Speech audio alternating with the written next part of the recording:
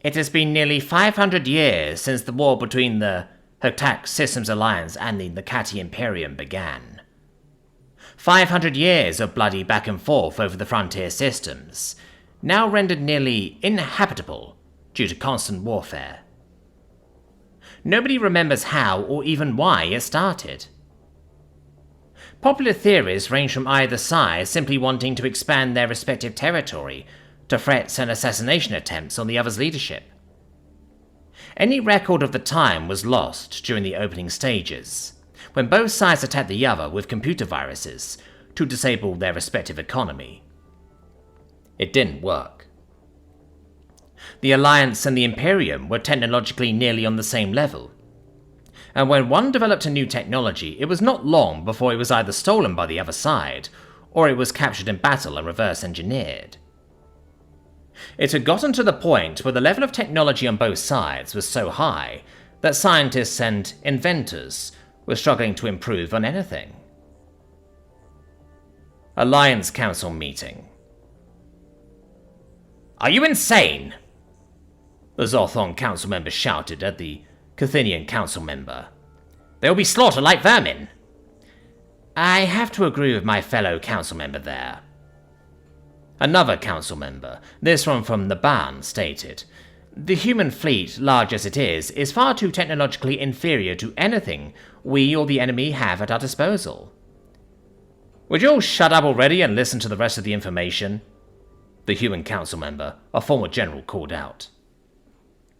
Humans. They were the most recent species to join the Alliance, only having joined some 40 years prior, though the only reason they joined the Alliance and not the Imperium or any other faction was that the Alliance was the only faction that did not have a system of forced slavery in motion. The system of slavery that the Alliance has in place is purely one where the enslaved is working off their debt to someone else, and once that debt is paid, the slave is freed and has legitimate work experience on their CV, as the humans call it. In addition, to prevent any extreme exploitation and appalling treatment, the slaves are closely monitored by council agents. Humanity, at that point, had only begun to colonize its neighboring star systems. With the help of the Alliance, their technology made leaps and bounds, though they were not at a level where the Alliance thought they would be useful in war. Mainly because the humans seemed to detest the idea of solely relying on energy and plasma-based weaponry across all their armed forces, though their shielding tech is considerable, and their hyperdrives are in some way superior to the FTL drives the Alliance uses. Not necessarily faster, but easier to produce and maintain. For goodness sake, they still use kinetic projectile weapons, which were phased out millennia ago due to modern armor being able to withstand those ordinances. Sure, it worked, but why stick to something so primitive, when something better and more effective exists? The Cathinian council member nodded to his colleague in gratitude, the human's rough attitude allowing him to continue talking. The humans have a saying, "Take a step back and look at the big picture." It pains me to say it, but my recent meeting with the human government has brought to light several factors that none of us have known about or even considered. He took a deep breath. The humans have a long-standing history of martial prowess. They are new to the galactic stage and thus have a different perspective than what is standard amongst the galactic communities. In the last 10 years, they have analyzed every battle, every tactic used, and every strategy employed by both our forces and that of the Imperium that we have on record. They have come up with hundreds of different strategies that we never even thought of in the last month alone.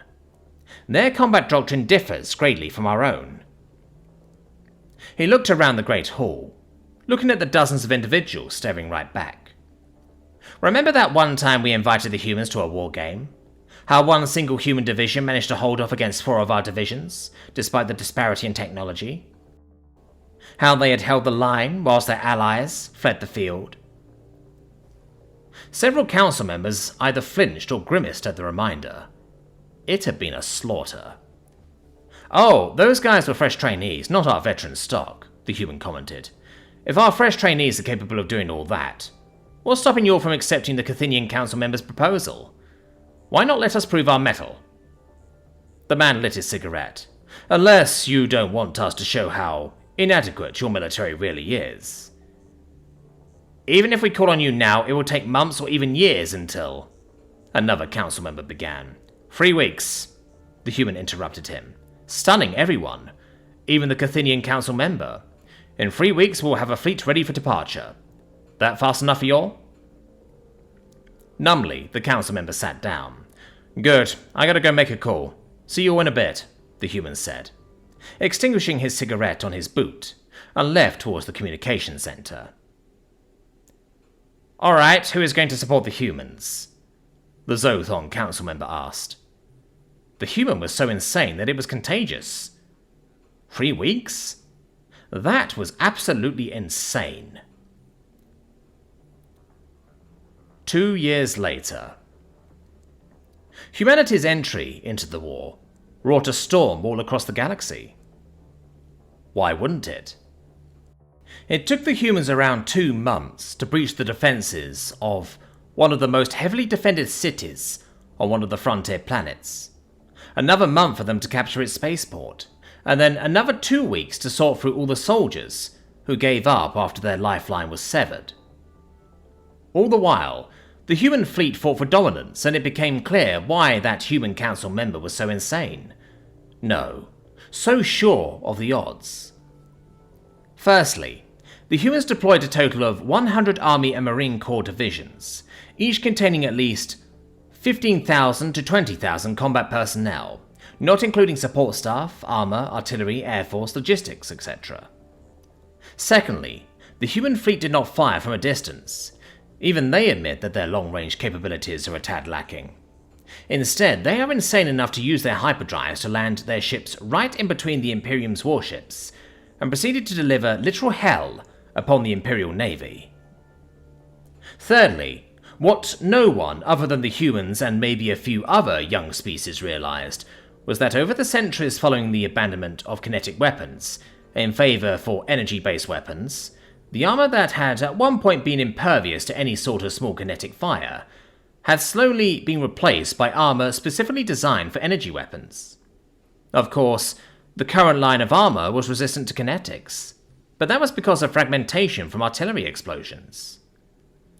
This same problem also befell the ships in the galaxy's navies, metal giving way to energy-resistant ceramic composites that turned out to be rather brittle to the mass-accelerated cannon rounds the humans employ for the secondary armaments on anything bigger than a light cruiser. Fourth, the humans are truly insane. On several occasions, their units have been surrounded by Imperial forces. Standard procedure dictates that they ought to surrender.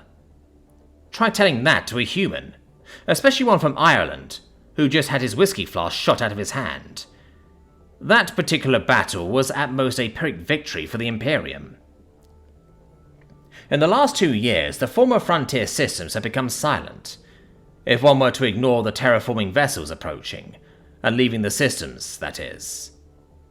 The irony. The Imperium and the Alliance had invested so much energy and resources into those frontier systems that every one of their worlds, except for the numerous homeworlds, had little to nothing in the way of a defensive installation. Which leads to the last little detail the humans made known. Because whilst the galaxy was distracted by the fireworks, as the humans called it, small nimble human flotillas began raiding systems deep within Imperium space, even momentarily appearing above the Imperium capital, destroying an orbital shipyard, then disappearing. Now, the Imperium and the Alliance met to discuss terms, with the former trying desperately to ban the humans' use of their kinetic weapons. The human representatives just laughed before stating, "Hey, our guns work just fine. It's you guys who have forgotten how effective they can be. Why change something that works, after all?"